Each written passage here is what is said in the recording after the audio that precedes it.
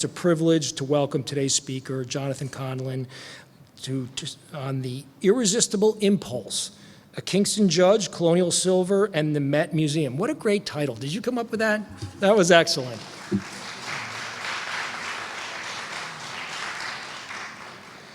Thank you very much. I woke up this morning, went straight from my hotel to visit Judge Clearwater's grave. So I felt it was important to talk to him before I spoke to you. And I'm not sure, I was sort of imagining what he would think about, and Paul and I were also discussing, no one can control how they're remembered, and I wondered how Alphonso Trumpbour Clearwater would feel if he was sat. He would probably be in the front row, listening to me give this paper. So first, some basic dates. He was born in West Point in 1848, died in the Stuyvesant Hotel here in Kingston in 1933.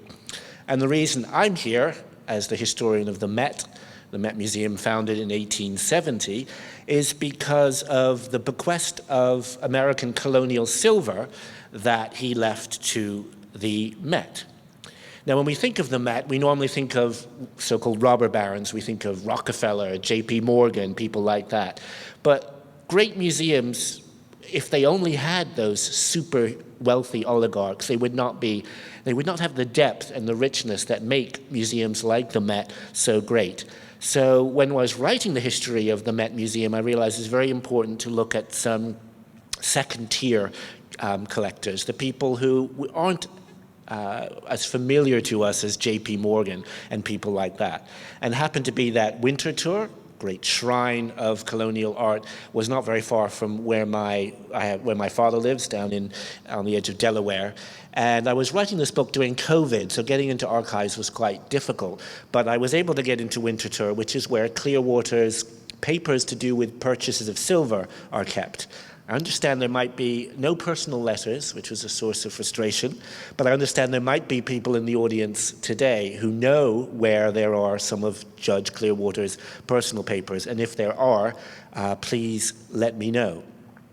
I'm very grateful to Paul and Dean and Taylor for inviting me. And for me, this is not about selling my book, although if you want to go to Rough Draft afterwards and buy a copy, I won't complain. It's mainly my way of coming to see some of these places that clearly meant so much to Judge Clearwater, and particularly thanking Paul. You have a wonderful resource here in Paul, in that there's just so much. We met on Zoom, and there's just so much knowledge in his head, which I think almost he's not aware of, but it's sort of in there. And talking about Clearwater, I was fortunate to be able to hopefully draw some of it out, and shared my work in progress with him and received some very helpful comments. So I'm very grateful to also the Friends of Historic Kingston for, among other things, not charging me to reproduce some of your wonderful pictures in my book. You would not believe how much some museums will charge book authors to reproduce books.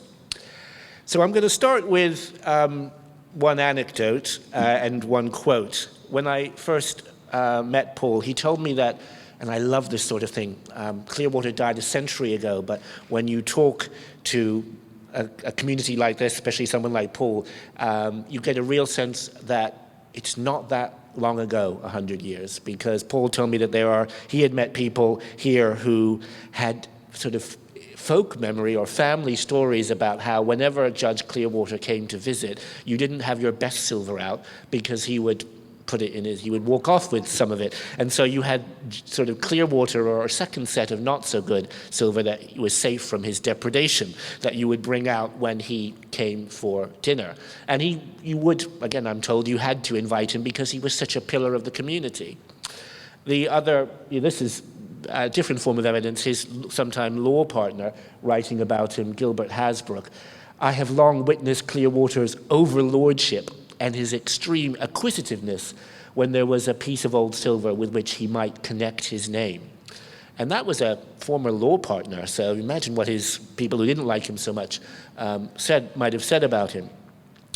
So that phrase, connect his name, is obviously an impulse for many great collectors. They want their name to go down to history and posterity through, just think of the Frick Gallery in New York, for example, or the Freer in Washington. It's a way of achieving immortality.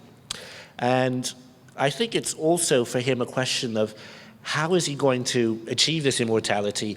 And I think that made him think about where to leave his collection. And as we'll see, he had many different institutions in mind. It wasn't the Met from the beginning. He was also thinking about Albany, the Albany Institute for History and Art. He was also thinking about the Museum of Fine Arts in Boston. He wasn't thinking so much about the Senate House Museum, and I gather that's another reason why sometimes people, the folk memory of Kingston might not be so pleased with him. But he clearly enjoyed playing curators and institutions off against each other. And I'll be talking a bit more about that as we go along. Here he is. This is a wonderfully dashing picture of him, which I'm again grateful to the Friends of Historic Kingston for. So as Paul mentioned, 8 years county court judge, ends up on the Supreme Court, unofficial, then official Kingston historian of Ulster County as well. He was put up or encouraged to run for Congress at several points, but did not, perhaps out of humility, maybe. But there was a real sense in which he was Mr. Kingston. A wonderful story I heard, which I hope is true, is that one day while he was down in New York City, a bear wandered into town, and the city fathers had no idea what to do. So they thought, oh, Judge Clearwater will know what to do. So they sent him they cabled down to New York City, presumably at his club, and asked him for advice on what to do. So there was a real sense that Clearwater was someone who, if anyone had a problem, including like a bear wandering into town, he was the person who would just know what to do. Hopefully, as we go along, get another sense of his character as well, because as I've discussed with Paul and others, there's still a lot of mystery about his personality. On the one hand, he was a very clubbable person, very much a joiner, life of many societies. On the other hand, there was a sense in which he was also a contrarian and didn't want to be part of a club that would have him. Now, I am not a silver expert, and I promise I'm not going to try and bore you with details of the 653 teapots, spoons, and an awful lot of porringers. And if you learn nothing else from my talk, at least you'll learn the word porringer. This is a porringer. It's supposedly what you feed children out of, but it's obviously a very ceremonial gift, I think, given at christenings among the wealthy old families of colonial era Kingston. And these, I think he gave the Met about 50 of these. He was very proud and very willing to share his own family history, as he said to Henry Kent, secretary of the Met, quote, "I am Dutch and Huguenot." And he was very happy to tell his story of his life as an immigration story, a story of Knickerbockers, as it were, as well as Huguenots finding refuge in the United States. At the same time, however, his collection and his manner and his approach to it was very much influenced by a hardening in his time of ideas about, well, can anyone become an American? Can this melting pot assimilate everyone? And hopefully it's not too much of a stretch, but in my book and in this talk, I want to relate his thinking about what kind of spoons and porringers count as American and what kind of people might count or not count as American. Now, in terms of the display of colonial art, he was born into a period, 1848, when colonial era art was seen as not worth collecting. Silver was only worth its metal value, and it was always felt that European silver was the only silver worth collecting. But during the Civil War, sanitary commissions are set up, and as a part of their fundraising, they organize a series of fairs in which local families start to lend great works of American colonial furniture and decorative arts to those displays. There's one in New York City in 1864, complete with a kind of period room, a so-called Knickerbocker kitchen, in which Schermerhorns and other Knickerbocker ladies dressed up in historic dress and served people crullers. So feels a bit Disney, but that was 1864. And that exhibition leads directly to the impetus for creating the Metropolitan Museum in 1870. But it takes them until 1924, another 50 years, this is how the American wing used to look before, under Tom Hoving in the 60s and 70s, it was created as a glossed over courtyard. So we see a three-stage process which Judge Clearwater is living through. Temporary exhibitions, then we start getting period rooms, becoming a de rigueur part of any self-respecting American museum. In the 1930s, we start to get Colonial Williamsburg. In other words, a huge step up in scale, whole houses being moved, put on flatbed trucks and moved to places like Greenfield in Michigan, Colonial Williamsburg in Virginia. So a real step up in gear. Now, in terms of why silver, the one explanation that Judge Clearwater gave was that he felt that, and he was a pioneer in this, he felt that American colonial era silver, 17th, 18th century, was worthy of attention not only for its skillful craftsmanship, but also for the artistic instincts of the people who made it. So there was a tension here between museums normally feel that, curators certainly feel, that they are about art, named artists, lonely geniuses, rather than craft, nameless, anonymous craftsmen toiling away. Clearly, Judge Clearwater felt that craftsmen could be artists and that their work belonged in the Met as well. I think there was also a sense, perhaps, of social climbing in that Clearwater was not born with a silver spoon in his mouth, but that didn't stop him collecting silver spoons. I hope some of you saw where that was going before I got there. Thank you. I'm here all week.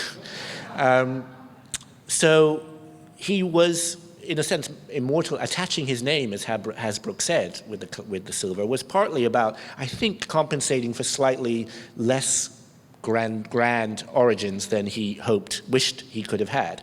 He tells a story that this tankard was given to his grandfather, Thomas Tunis Clearwater. Probably back when they first arrived, it was spelled with a K, Clarwater, and then becomes Clearwater. Supposedly his grandfather was a veteran in the War of 1812, and this tankard was given by his fellow officers. But I did some digging around, and I'm sure the judge would not be pleased.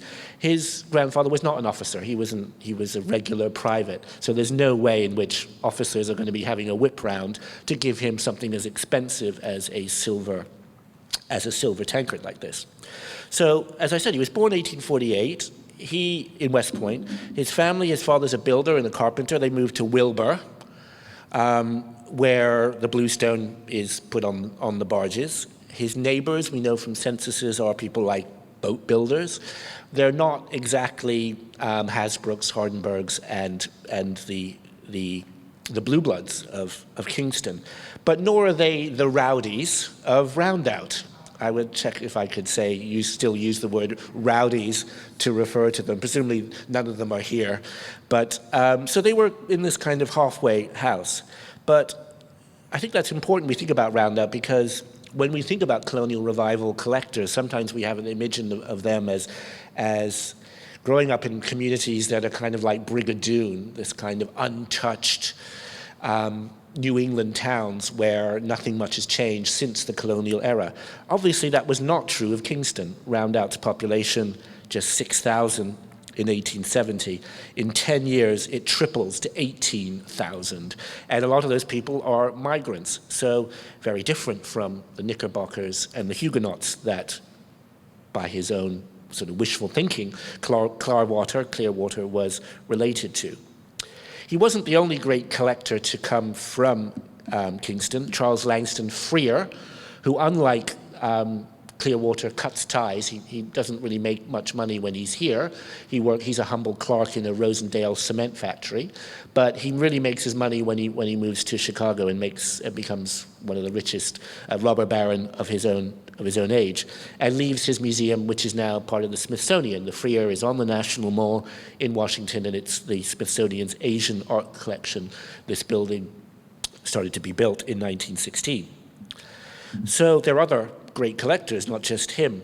This is a newspaper report, which I just wanted to mention to discuss a bit about politics. So in the 1870 census records Clearwater, R. Clearwater, as a 22-year-old law student. He's studying under the county judge Augustus Schoonmaker, I'm sure I'm going to murder these names, and the state senator Jacob Hardenberg. And in 1872, he marries Anna Houteling, who's not from a terribly better or worse social background. And in 1876, he's very active in the Republican body, pushing for campaigning for Rutherford Hayes, the Hayes and Wheeler Club. But as this quote, which I found, noted, the county, though generally Democratic by 2,300, contains a large number of independent voters, including Bluestone cement business and people like that, as well as the canal, and members of the old Dutch and Huguenot families who hold the balance of power. So he was a Republican, and as I want to keep mentioning, yes, he did very well as a lawyer, but he did not become terribly wealthy. So in a sense, this is inspiring, how someone of relatively modest means can create a truly great collection that belongs in the Met by right. His only trip abroad is in 1888. He goes to Europe, probably invited by some sort of Plymouth Rock kind of, let's go back to where all our people came from and join up with them. And this is his application for a visa. And it gives his age, his height, 5'5", his shape of forehead, which I think is rather strange, straight nose, fair complexion, oval face, and bearded chin. So there he is, and the fact that he can only afford to go once, I think gives you a sense of this is not J.P. Morgan going on a liner across the Atlantic every 5 minutes. In terms of where he lived, as I mentioned, he grew up in Wilbur. Otherwise, he lives with his wife on Albany Street. And in later life, he actually moves into the Stuyvesant Hotel, and that's where he dies. This is a sort of city directory for 1891. You can see there were a lot of Clearwaters. He's the top one, lawyer, Wall Street, home, 316 Albany Avenue, and you can see how if you paid more money, like today in the phone, well, when we used to have phone books, Horace has clearly paid a lot more money to get that particular ad. So he is that's what Wall Street might have looked like when he had his offices there. And in terms of where he might have seen and been inspired by other people's collections of silver, there was, of course, the Albany Historical and Art Society, which, as it changed its name, as it merged with various institutions. But I think the main inspiration was probably the 1909 Hudson Fulton show. This is the first time in which we come across a trace of him as a collector. And it's really quite late when you consider that he was 60 years old in 1909 when this great Hudson Valley celebration was held. This is what one of the galleries, the first time the Met paid any attention to colonial furniture and art. And Clearwater was clearly already underway as a collector in that he lent 15 pieces of silver to this particular show. But it's interesting that, again, this would be helpful to have someone has family papers. I have no idea what was happening before in terms of his collecting before he was 60. So there's a large gap in what we know, or at least what I know, about his earlier, when did he start collecting? Did other members of his family collect? We just don't know.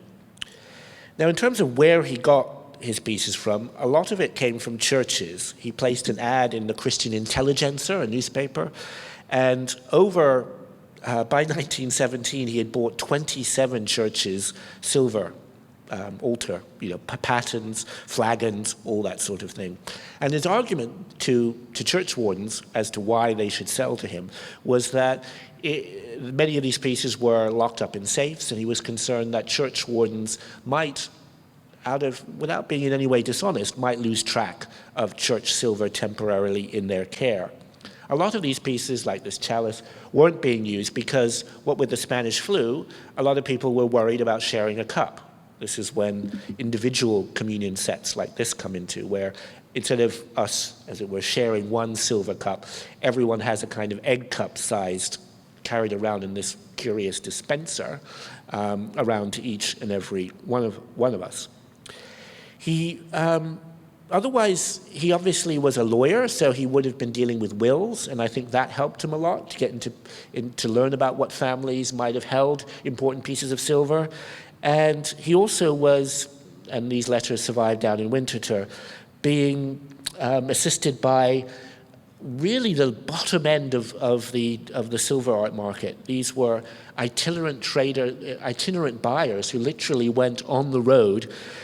People that we otherwise never hear of, like Eli Jacobs and Joseph Epstein, two people who literally went, I think, from house to house in obscure corners of New England, literally asking, do you have any silver that you might want to sell? At the other end of the social spectrum were the other silver collectors, such as one on the left, William Robert DeForest. He was a Met trustee, Met president. He and his wife Emily paid for the Metropolitan's American wing. The one that had most to do with Clearwater was the man on the right, Haynes Halsey, who was also a trustee of the Met and someone who was clearly encouraging Clearwater to think about giving his collection to the Met. But Clearwater was very skilled at making curators work for him simply on the hope that one day he might leave his silver to them. And the one that worked hardest for him was a British silver expert, J.H. Buck, who came to America to work for Gorham, the great silver manufacturer, Gorham Manufacturing Company. And in his book, Old Plate, was the first study of silver, of all 17th and 18th century silver, to take American silver and to consider it worth studying. So in 1906, J.H. Buck, becomes a curator of metalwork at the Met. And it's he that really has to endure Clearwater's pestering him, constantly writing to him. I found down in Winterthur, poor Buck, this curator at the Met, was getting letters from Clearwater every few days saying, I'm thinking of buying this. Should I buy it? How much do you think it's worth? What does this silver mark mean? All those sorts of questions. At the same time, he was also trying to do the same thing with curators at the MFA in Boston as well. And he was lending, he had 600 pieces by the end, and he was one of the ways in which he played institutions off against each other and got favors from them was by lending them work. But then if these institutions accepted loans, he wanted them to be on display. He did not want them to be in some vault getting tarnished. And I think the MFA and Albany and the Met all realized they needed to sort of pet his ego by giving him, putting all his loans on display and attaching his name, there we go, attaching his name again, to a particular case or to a particular gallery in their institution. So early on, the Met creates a Clearwater case. They make sure it has his name, has all his pieces, and it says, on loan from Alphonso Trumpbour Clearwater. Albany realizes it probably needs to keep up and has a Clearwater room, not just a case, a whole room. Albany, I felt my heart really went out to them. In their archive, it's clear that they had a room full of silver on loan from Clearwater, and they clearly thought they were going to get it when he died. But this is very much his manner. He shows up to inspect. He used to do this all the time, check his silvers being polished. And to the dismay of the curator, he said, well, I'm still thinking about where, the silver might not stay here. I might move it somewhere else. And this, the trustees then have a bit of a panic about, well, what can we do? They do what all museums do. They try and get someone important to write a nice letter. So they try and get the governor, the mayor of Albany, to write a nice glowing letter. We're so grateful for your loan, and really laying it on very thick. Obviously, that didn't play out for Albany the way they might have wanted it to, and it didn't work out for the MFA. To be fair, the MFA wasn't trying nearly as hard as Albany. Now, we're used with these curators to having the idea, with these collectors, that they always have advisors, and that the curators are telling them what to buy. Now, certainly Clearwater was writing to curators for advice, but that didn't mean he was outsourcing his collector's judgment to them. His letters are interesting, and I said we only have the collecting ones, because you get a sense of him not just learning from curators, but also in a sense trying to encourage them to change how they viewed American silver. For example, when it came to marks, and silver collectors often obsess about marks and having the mark of the maker on it, Clearwater felt that we were making, quote, a fetish of these marks. It didn't really matter if a piece had a mark or not. It was whether it was beautiful, whether it was well made. The other thing he did, which really frustrated the curators he was dealing with, was that their idea was that any silver after about 1810, 1815 was terrible, was not worth collecting. So kind of Victorian or 19th century pieces like this, Garrett Eoff, New York City silver maker, his teapot from 1825 was not worth collecting. And God bless him, Clearwater pushed back against that, saying we should not assume that just because some curators think that this later stuff doesn't count as colonial art and is some kind of debased element, that this is not worth collecting. And I think it was really only after his death that the Met's American wing curators began to realize, there might be something to this. 19th century American art can have a beauty of its own. Buck, the Met curator, thought Paul Revere, great silversmith, and Paul Revere's Ride, we all know about, was overrated. But Clearwater again pushed back and felt that Revere was quite a romantic figure. We all know about, this is Grant Wood's famous painting of Revere's Ride. I've already had a bit of a set-to with our commissioner of jurors about Revere did not shout out the British are coming, because that would have made no sense. Everyone would have said, well, I'm British, I'm already here. What's that guy shouting about? He said, the redcoats are coming, okay? So as a British and American, I can see where you're coming from when you say the British are coming, but that would have made no sense. Among the Clearwater collection are a number of pieces by Paul Revere and Paul Revere Jr. It can be very hard to tell them apart. Here's a lovely spur made, we think, by Paul Revere Jr. Now, Clearwater was someone who was very aware of himself as an individual, I think, and also slightly maybe too self-conscious, but also aware as a collector of how his own activity was making a rod for his own back by pushing prices up against him. Once he starts collecting enthusiastically, encouraging other people, prices for what used to be considered silver only worth its metal value start to go up.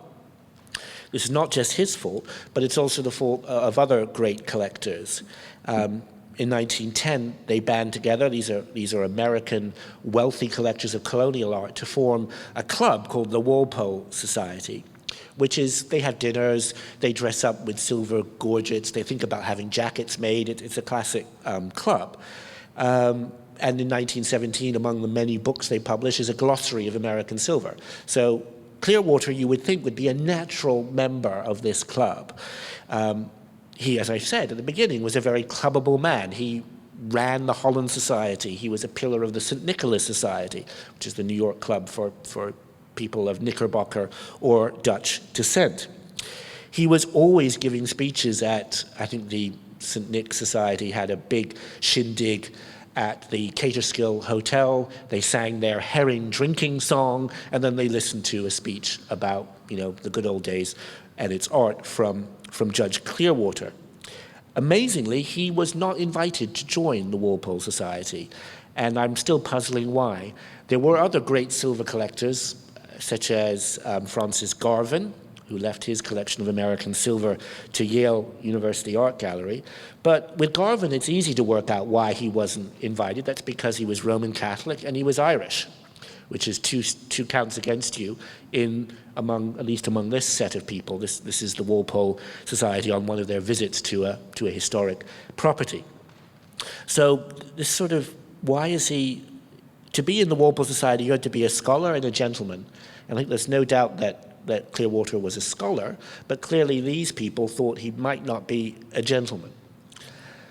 Now, this is the Met director around the period of World War I, Edward Robinson. And in 1915, clearly Clearwater's getting older, and Robinson wants to kind of pin him down about, are we going to get your silver or not?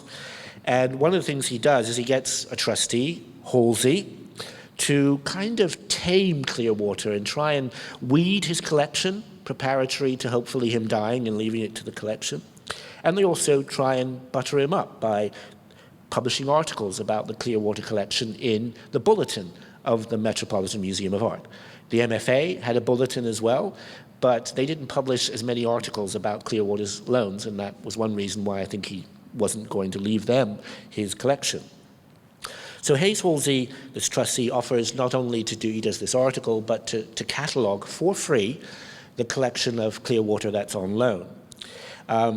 Instead, this job is passed on to a stenographer, a typist at the Met, who's a Mount Holyoke graduate, Louise Avery, who becomes one of the leading curators of the American wing.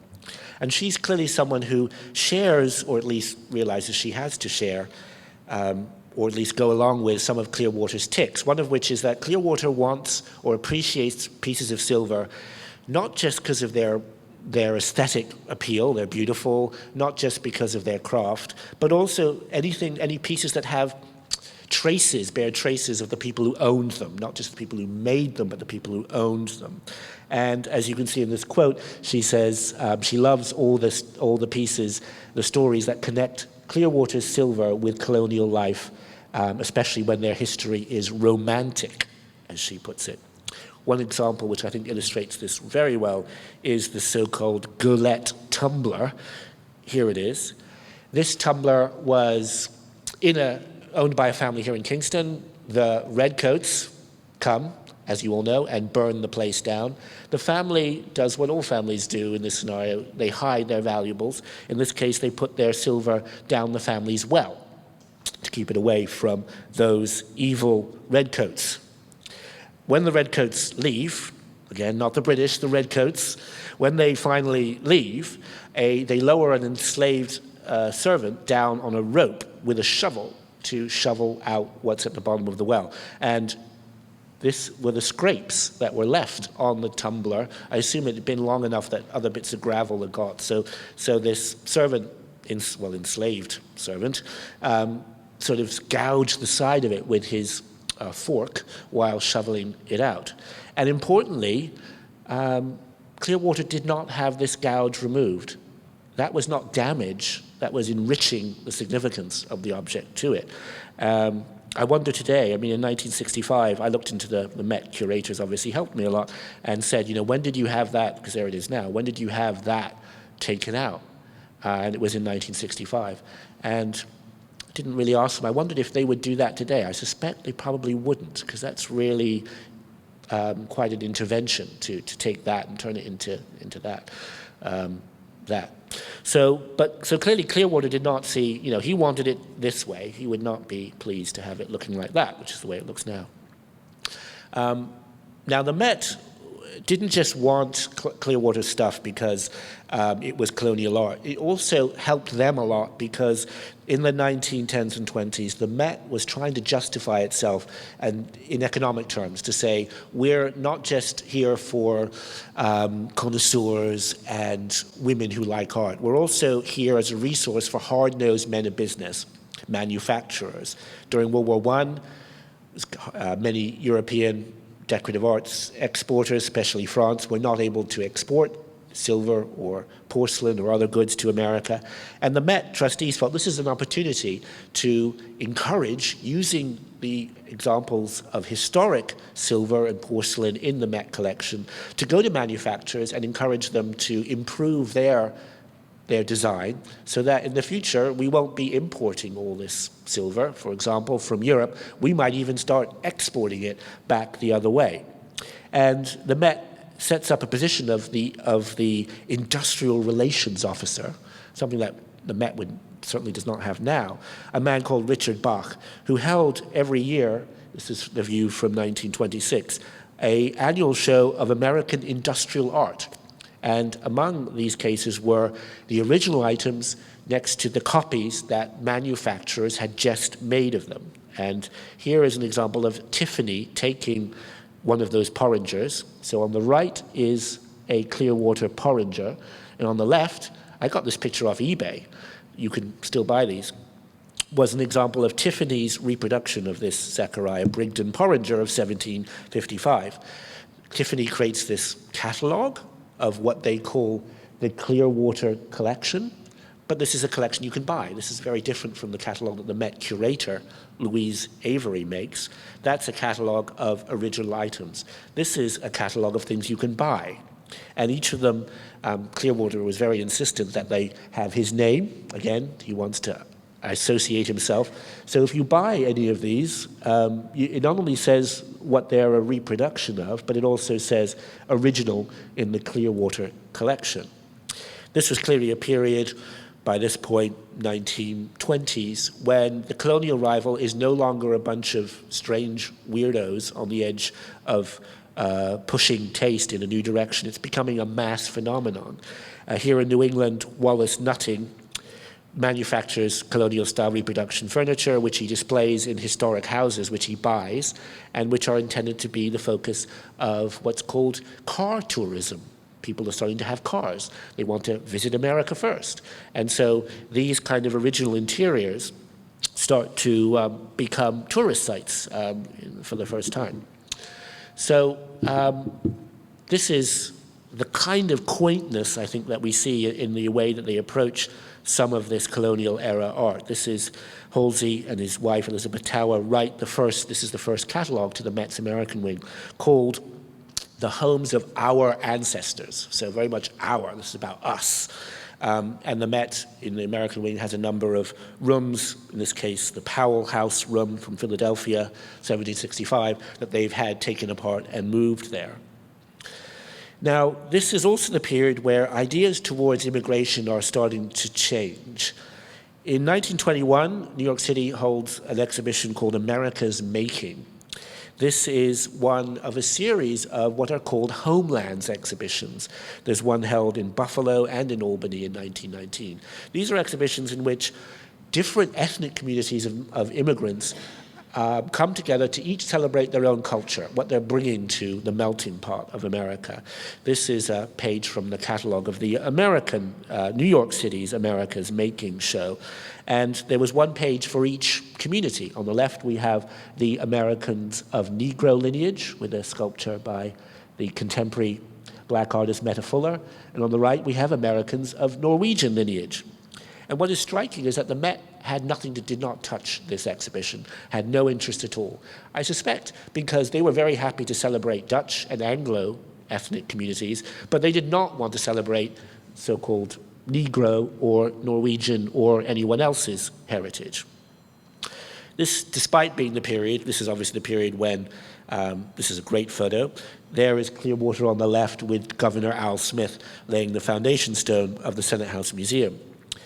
It's really during the World War I period that American wings and colonial art, the sort of language and the chatter around it shifts from being every museum needs to have period rooms, American colonial silver and pewter and nice furniture from Philadelphia in order to teach non-Anglo, non-Dutch immigrants how to be American, in a sense, teach them to appropriate an inheritance that isn't theirs and kind of literally almost become Mayflower descendants by proxy through these works of art.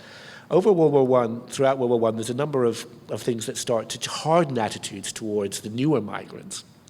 And this is also, if any of you are a fan of The Great Gatsby, Tom Buchanan, the rather nasty, wealthy man in that, at one point in that Scott Fitzgerald novel, he refers to a book called Passing of the Great Race. This was a book by Madison Grant with a lot of pseudo-scientific language in it about how, okay, the migrants who came over back in Plymouth Rock days, they were all of good stock, Teutonic, but now unfortunately we're at risk of being swamped by degenerates, mental defectives, and newer migrants who are not as good. And in 1913, Clearwater gives a speech to the New York State Historical Society about what he calls the undervaluation of American citizenship. And he gives this speech several times over the next 10 years. In 1923, he gives it to the New York State Bar Association. And it is full of really not very nice spouting of this pseudo-scientific stuff about the new migrants. This view of them as defective, degenerate, people who are simply fodder for the political machine, who aren't really invested in putting down roots, who plan to just come here, sell their vote to the highest bidder, and then just not learn the language and then go home as quickly as possible. And for me, I was really, on the one hand, quite pleased because it really helped me think about how to relate collecting to broader questions that we still debate today. Who can be an American and who can't be an American? How do you become an American? 1924 is not just the founding of the American wing at the Met, it's also when the first restrictions, racist restrictions on migration into the United States are introduced, the Johnson-Reed Act. This is a cartoon from the LA Times of 1924 in which America, Uncle Sam, with the melting pot on the left, is giving a set of glasses to the world. You can see the world is on the right, holding a colander full of people labeled undesirables, and is about to scrape these people into the melting pot. And Uncle Sam, the spectacles are labeled our new immigration restrictions. And he says to the world, with these glasses, you can't keep on mistaking this, the melting pot, for a garbage can. So the idea is all these new migrants, and this is so interesting coming from Clearwater, who's never pretended, is very interested in the history of migration into Kingston, and that's what really interests him, that he would be seduced by this kind of rhetoric of all these people coming from what used to be the Ottoman Empire. They're human garbage, and we need to keep them out of the melting pot. So we still have a melting pot, but there are some people clearly that are undesirable that either can't assimilate or won't melt, or if they do melt, they're going to somehow poison this melting pot. So, to my conclusion, I started with a Gilbert Hasbrook quote about how extreme acquisitiveness displayed by Clearwater and his desire to make a name for himself, how that drove his collection, and that's certainly true. He was adept at playing institutions off against each other to get his name on cases or galleries and to associate it with the best museums he could. Boston, New York. He got a lot out of the curators. They had to work hard for him on just the promise of the collection. They gave him free advice. They cataloged his collection for free. They did lots of good things. And clearly, over time, his own vision of what these objects could do and what they couldn't do in terms of how far they could assimilate, teaching non-Anglo, non-Anglo-Dutch, non-Knickerbockers how to teach them to appreciate the same inheritance. Clearly, by the time he died in 1933, his view was more that this art is about something that we protect. It's about an ethnic identity that we need to guard and shield from undesirables that are coming to get it. On the plus side, though, he was a very generous man. He was not wealthy. He formed this collection at great sacrifice to himself. I think of his poor wife, Anna, often. They did not have any children. They lived in quite a humble house, much of the time with no servants. It's quite unusual for someone of that rank. And he obviously gave his collection to the public in the end. And he also, along the way, pushed curators to question some of their assumptions, lazy assumptions they'd made. For example, that anything after 1810, any American art, decorative art after 1810, isn't worth having. This is a more upbeat quote to end with, which he wrote to a Met curator. I am convinced that it is almost a duty of collectors to permit the public to share with them the pleasure of a collection. Always, the number of collectors will be limited, but the number of people who can enjoy them only is limited by the number of people of judgment and taste who are afforded an opportunity to see them. So I think that is was going to be a great place to end. But then I was also given, as a thank you gift, a wonderful 1929 Kingston, a tribute written by our man Clearwater. And I think I'll just sort of finish with the words he wrote at the end of his introduction. It was written of Abu Ben Adhem that he loved his fellow men. May it be added to my obituary that I loved Kingston and its people. Thank you very much.